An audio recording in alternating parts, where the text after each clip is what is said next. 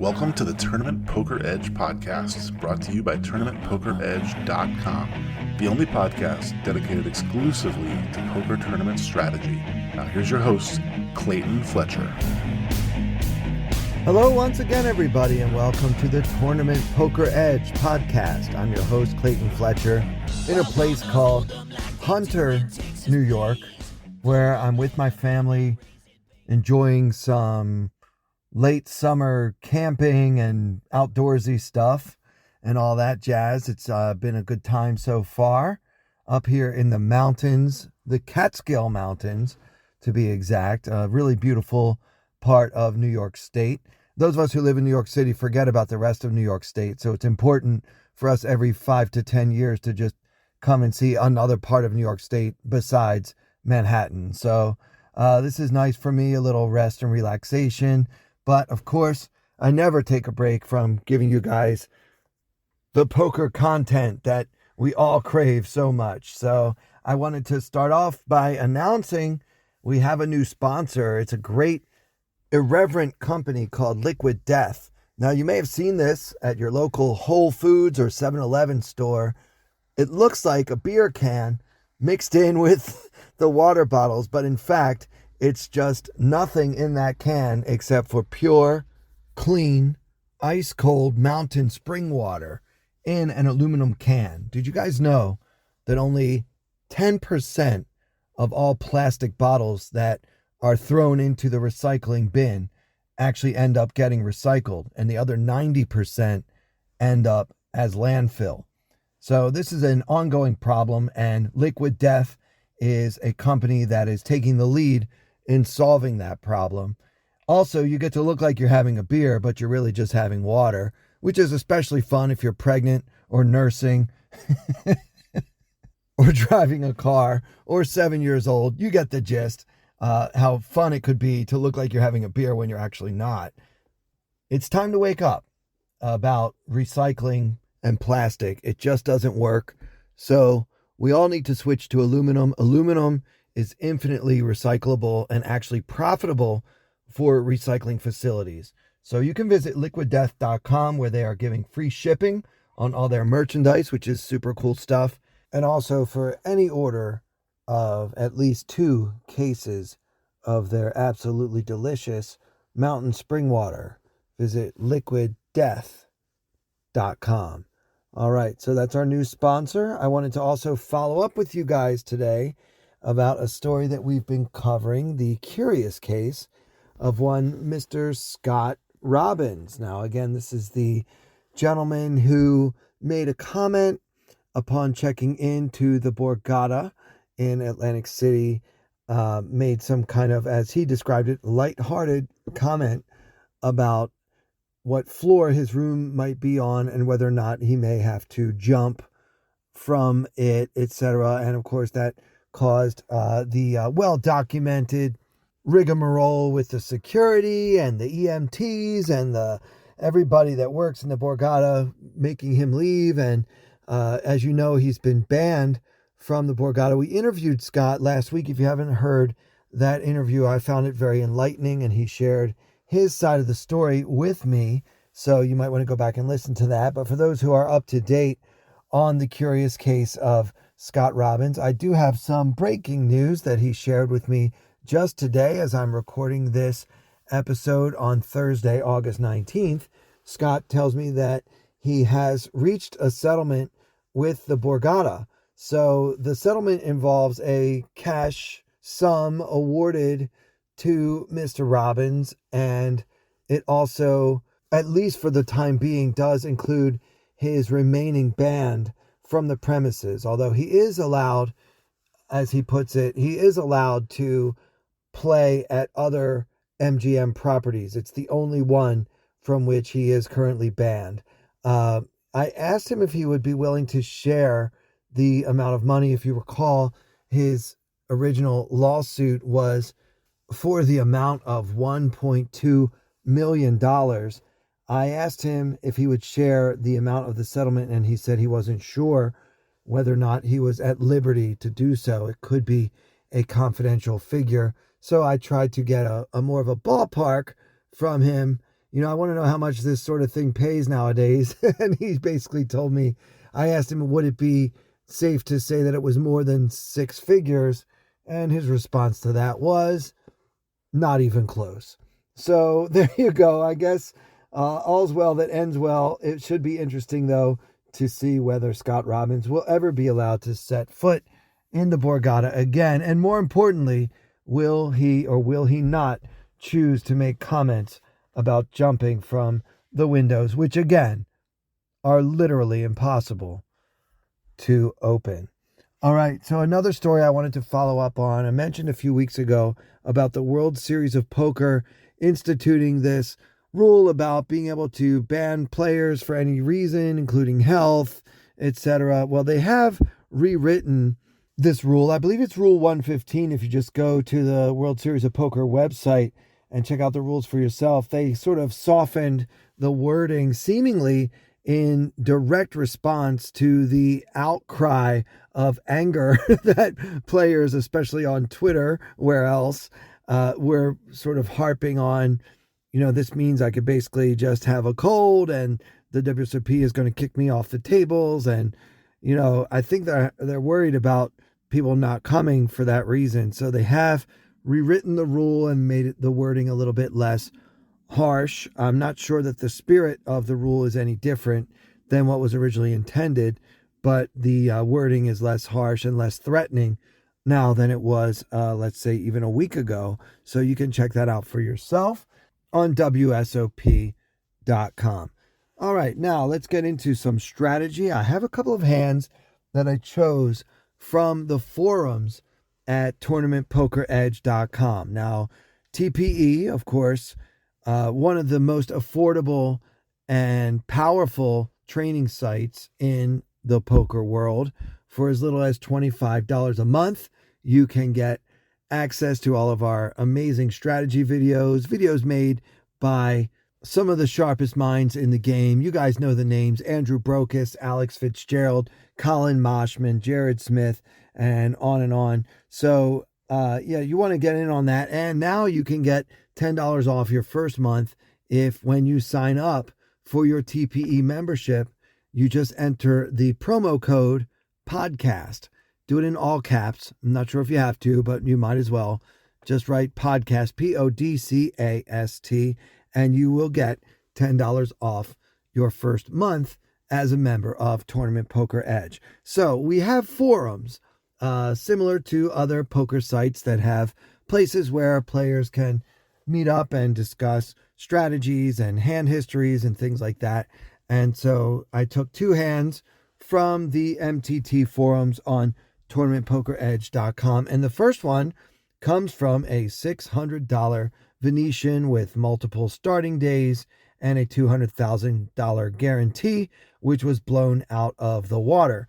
And our poster is named Mac Nova, and he says that this hand comes from about an hour after registration closed on the day that he played. So the blinds were 1,500 and 3,000 with a 3,000 ante, and Hero has a stack of about 130K.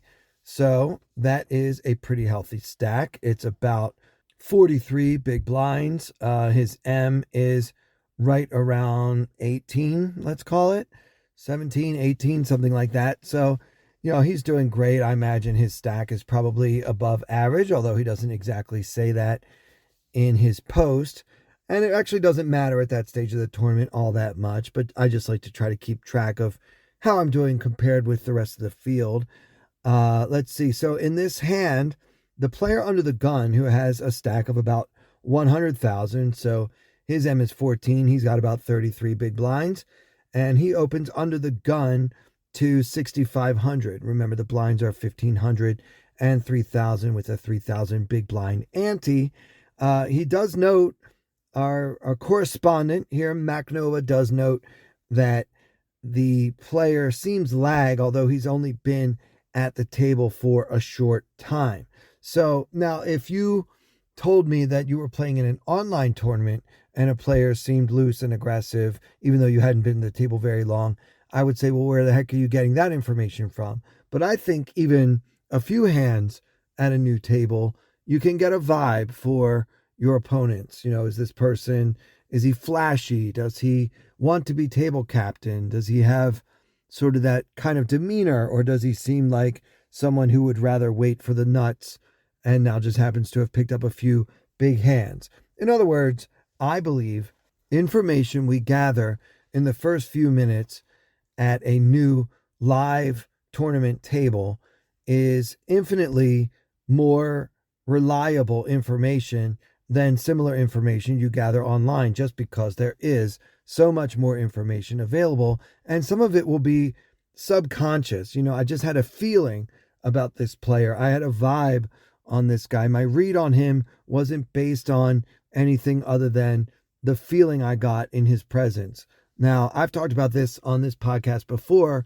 I have the same exact talent or power, I guess, in real life. I've talked about comedians that I've met that I felt were creepy or sketchy in some way, and then a year or two later find out that they're being accused of sexual misconduct or what have you. So I'm not saying it's 100% reliable, but if you have a feeling about somebody and you don't have any other information to go on in the live setting, if you have a sense of a person, an intuition, at least for me, I'm convinced that I've made money following those instincts throughout my career. So anyway, all that to say, let's take Mac Nova's impulse here and run with it. And let's assume this player is loose and aggressive. So his under the gun raise might not mean the same thing as a player who is more straightforward.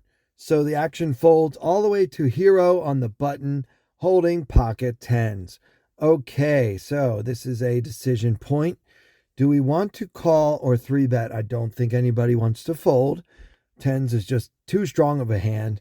Now, if the raise had come from middle position or late position, I think it's much easier for us to 3-bet.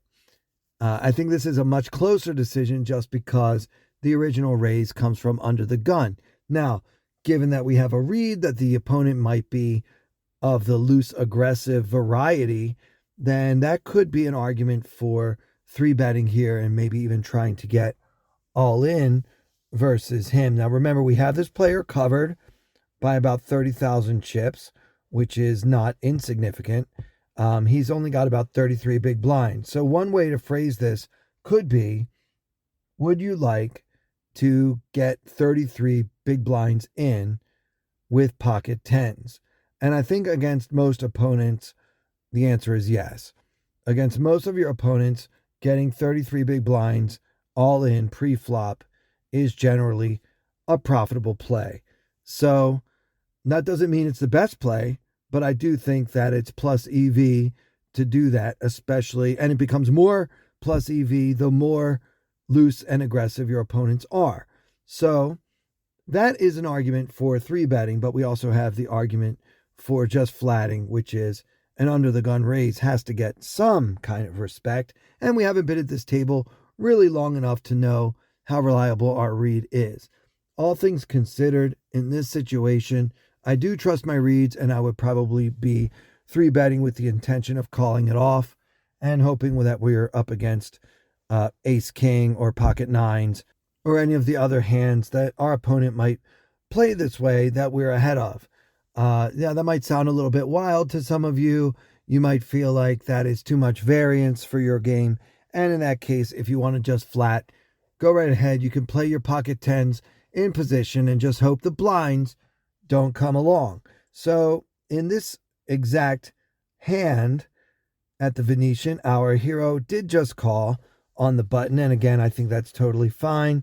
The small blind folds, but the big blind comes along for the ride, and he's only got 75,000 behind. So we are going to see a flop 3 ways, holding pocket tens, and we are on the button. So the flop comes Jack 6 tray rainbow. So Jack 6 tray, there's 24,000-ish in the middle, and under the gun fires 7K into the 24K pot And now the action is on hero with the big blind yet to act.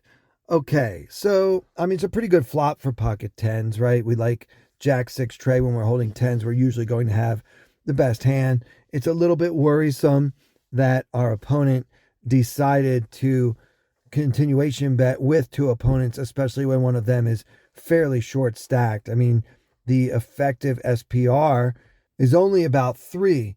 There's 24,000 in the middle, and the big blind only has about 75K in his stack. So he's getting pretty close to the commitment threshold. So we have to give a little bit more respect to this C bet, as small as it is, than we otherwise might. I mean, just the fact that he's betting at all into two opponents tells you he's probably got some kind of hand. I mean, honestly, if you had ace king on Jack 6 tray, you're unlikely to get called by worse on a flop like this. And you're also incredibly unlikely to get a pair to fold. So yeah, I'm not a fan of this bet if our opponent has ace king. And so therefore, I'm actually not a fan of this bet no matter what he has. So yeah, I don't like betting 7K into two opponents. Maybe if he's got like top set and he just wants to try to get a few more chips in there, but not lose the big blind, who's again getting a bit short. But yeah, it just feels like the wrong sizing no matter what our opponent has. But yeah, I don't think I'm ready to fold my tens yet, and neither is Mac Nova, our hero. He does call. You could also, if you really want to, you could go for raise to see where you're at type thing. I know some players like to do that. Usually information that you pay for is not worth the amount that it costs, generally speaking. But yeah, if your instinct is to raise with your tens here, I'm not going to hate on you for it, especially because the C bet is so small. It is a bit tempting to put in a little raise and try to take control of this pot. But that's a bit fancy for the situation, and particularly with that shortish stack behind us, I think calling is best, and that's what we decide to do. And then to my dismay, the big blind is also coming along for the ride. Now that's the problem with this 7K into two opponents. Whatever the original raiser was trying to accomplish, unless it was getting value from both of us, he probably got a little bit more action than he necessarily wanted. We're all three going to see the turn card, and it's an ace. So full rainbow, Badoogie. We're not worried about suits in this situation. The pot is 45,000, and now under the gun checks. So do we want to fire? The board is now Jack 6 tray ace Badoogie, and we are sitting here holding pocket tens. Does anybody want to bet this card?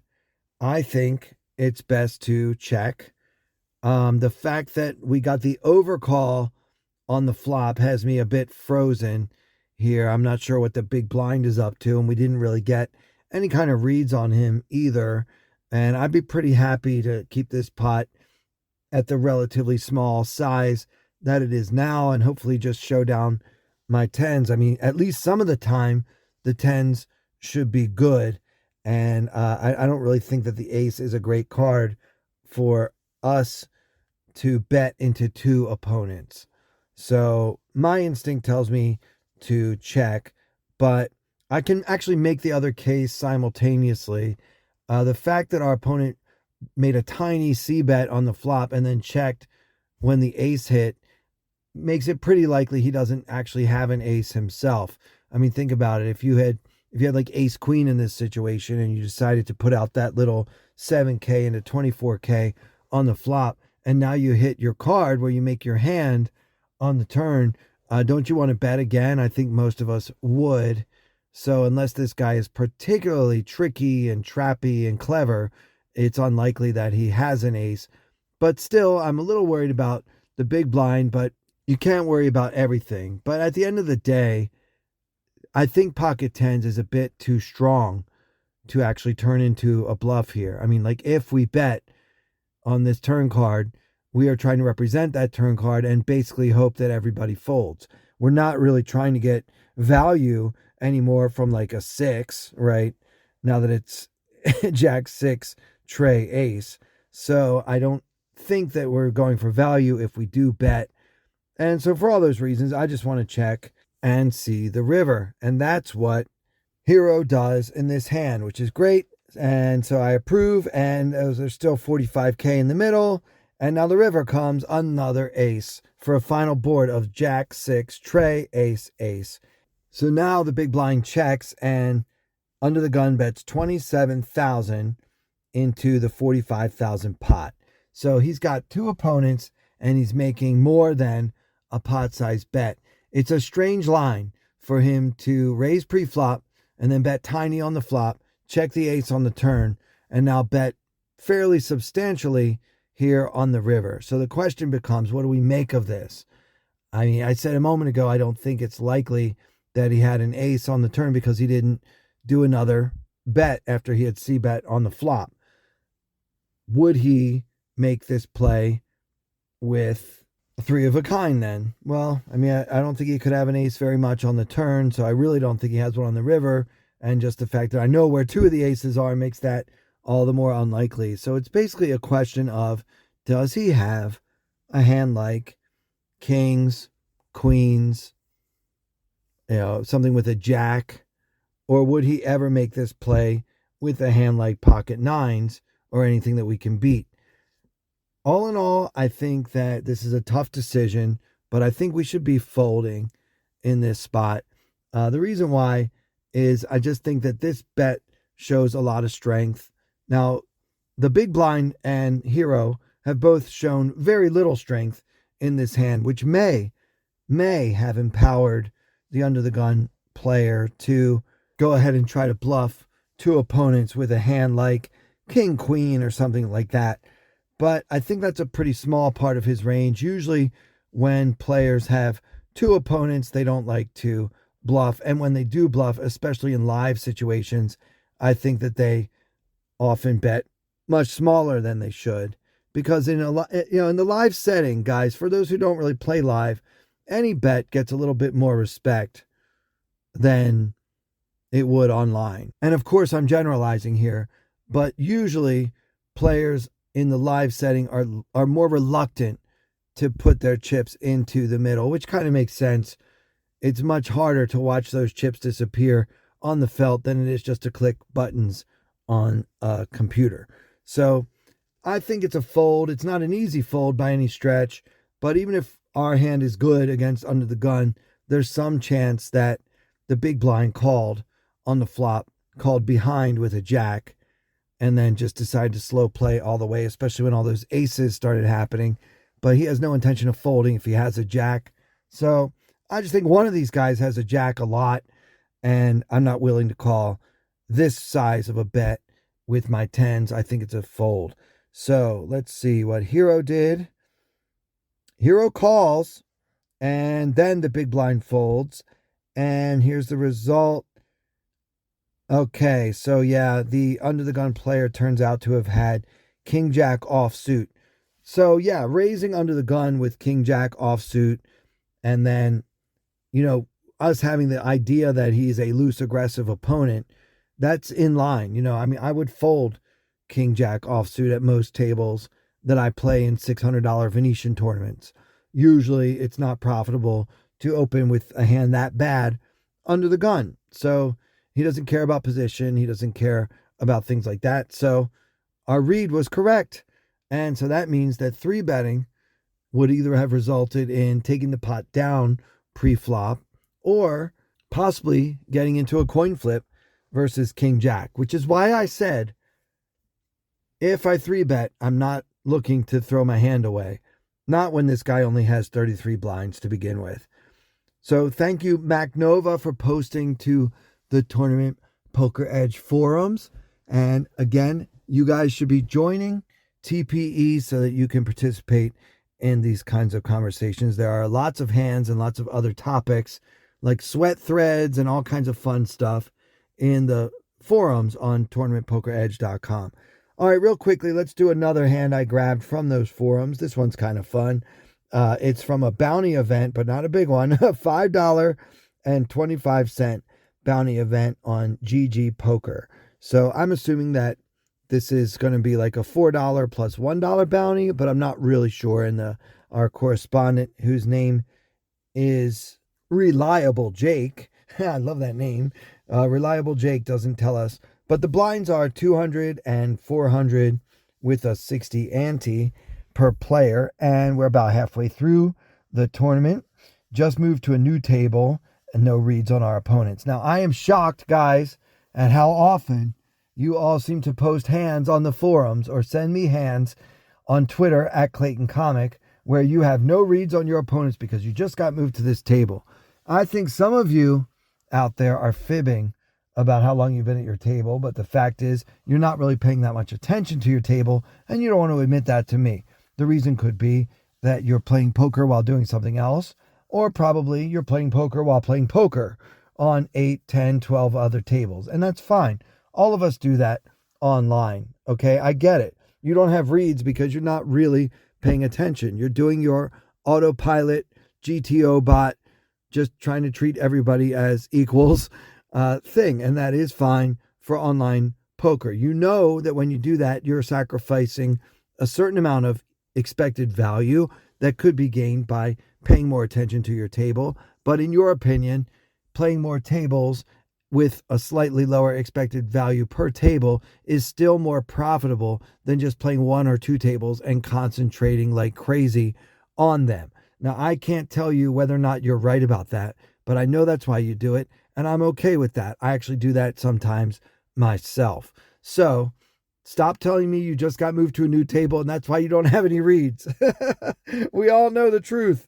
All right, so anyway, we're at this brand new table, quotation marks, with no reads. It's an 8-handed table.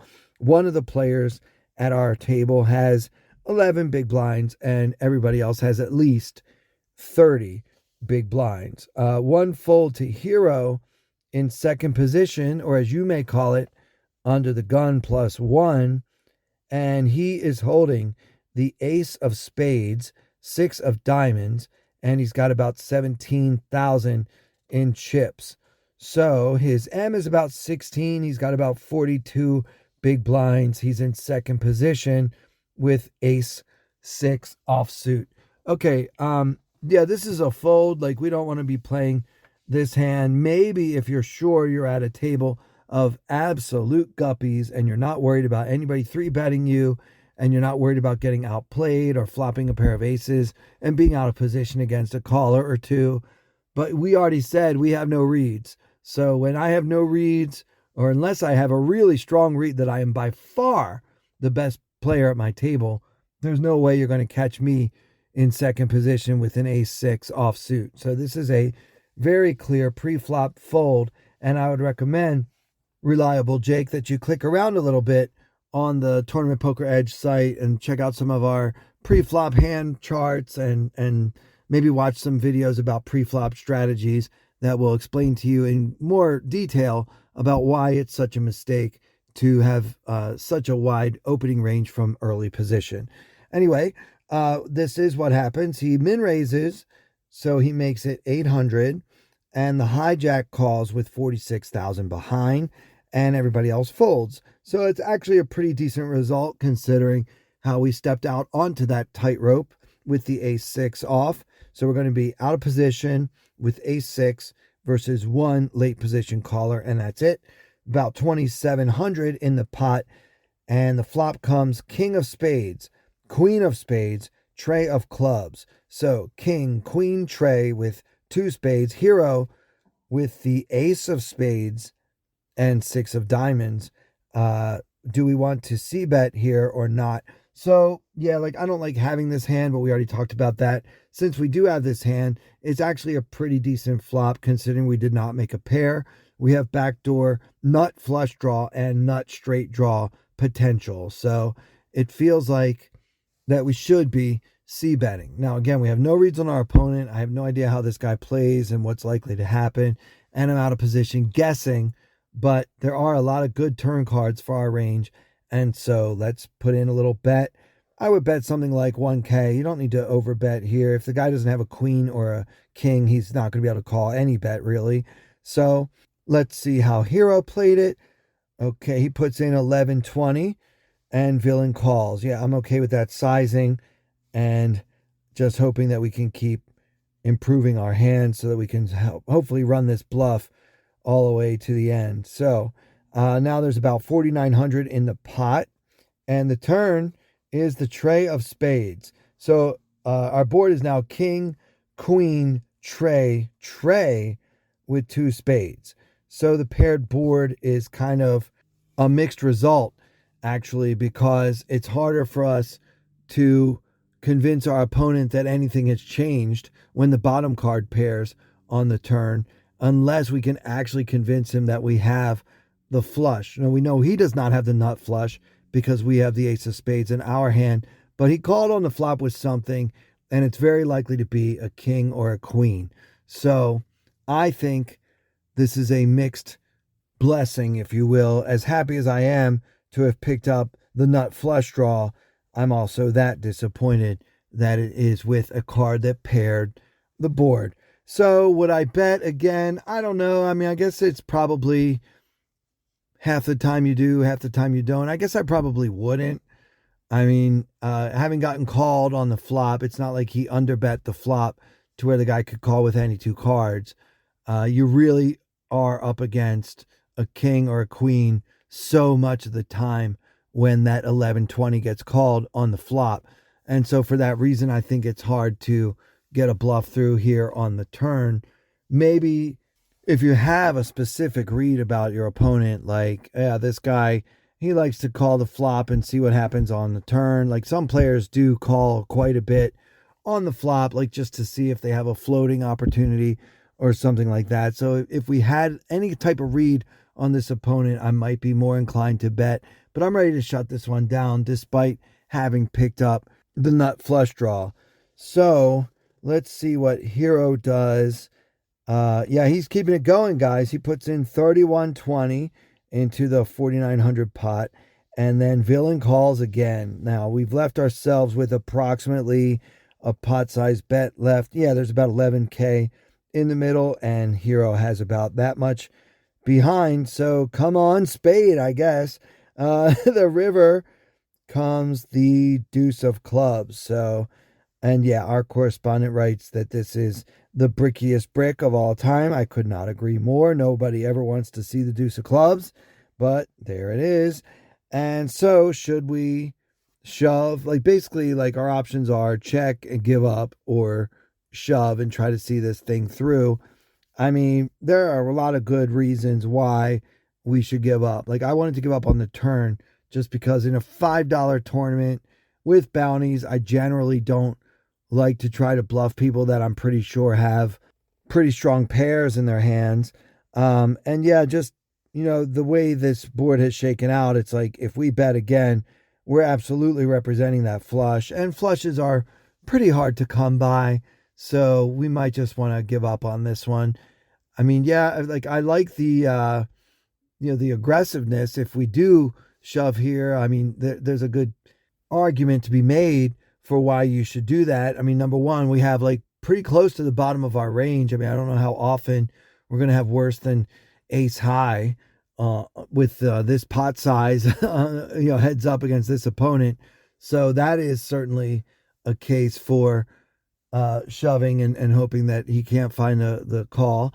Also, of course, having the blocker to the nut flush and knowing that our opponent does not have the nut flush. And if he doesn't have the nut flush, he probably doesn't have a flush at all because he called from the hijack pre-flop, and there aren't that many hands that don't have either the ace of spades, the king of spades, or the queen of spades in them that should be making that call in the first place. So I get it. If you do shove here, I get it.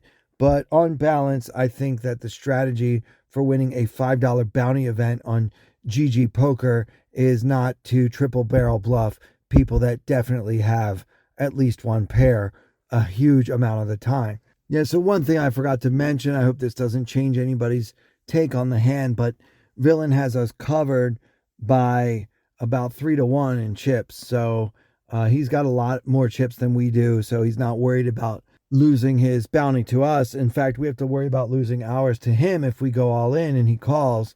We are definitely losing the tournament and our bounty as well.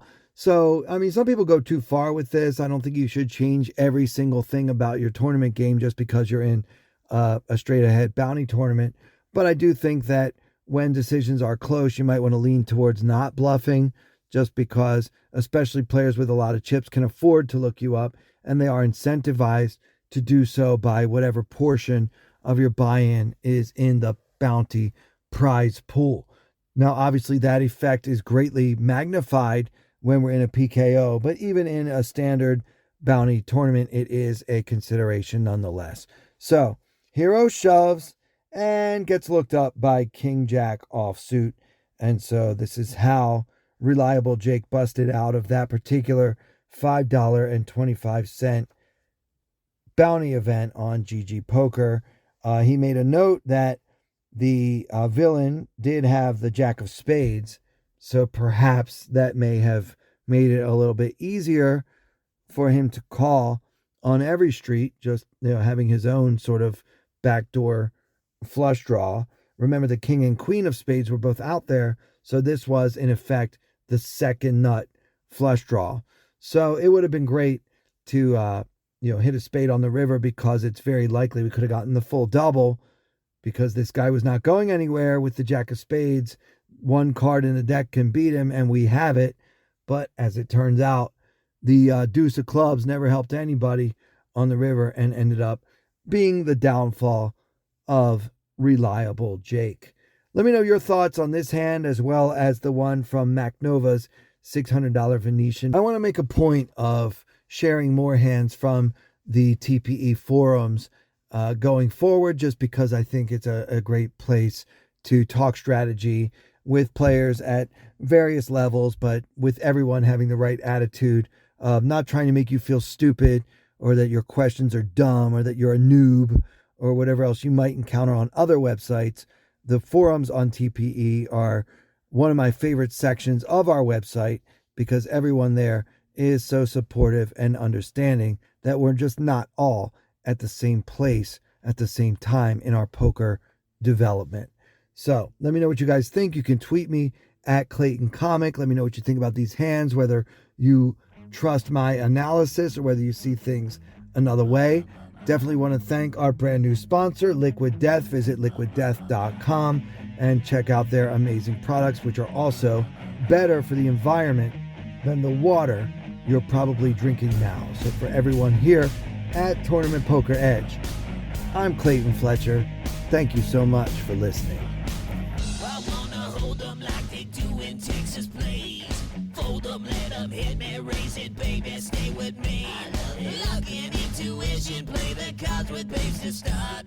And after she's been hooked, I'll play the one that's on her heart.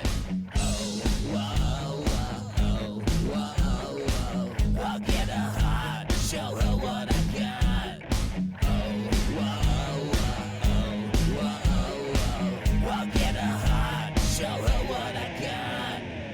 Can't read mine, no she can't read my poker face. She's got to love nobody. Can't read mine, no she can't read my poker face. She's got to love nobody. Poker face, poker face. Poker face, poker face.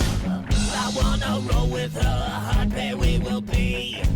While little gambling is fun when you're with me. I love it. Russian roulette is not the same without a gun. And baby, when it's love, it's not rough, it isn't fun.